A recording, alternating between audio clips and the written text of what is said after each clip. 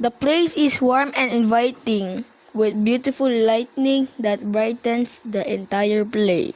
What really impressed me was the unique way they process and prepare their drinks. They offer a variety of flavors and they also have merchandise. This is dusted berry cream.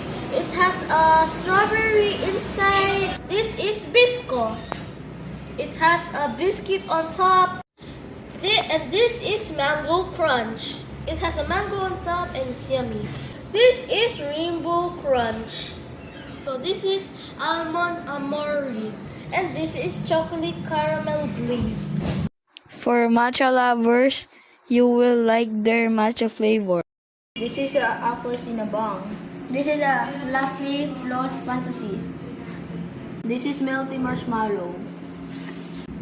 For coffee lovers, they have coffee crunch. Try mixed berries. It's yummy and tasty. This is caramel macchiato. This is a cappuccino. They also serve hot coffee and this is Spanish latte. Pwede naman po siyang hindi, pero mag-add po kayo ng 13 pesos per box. It has a little bit of sugar, but it's good for coffee lovers. Okay, campers, see you on our next foodie vlog!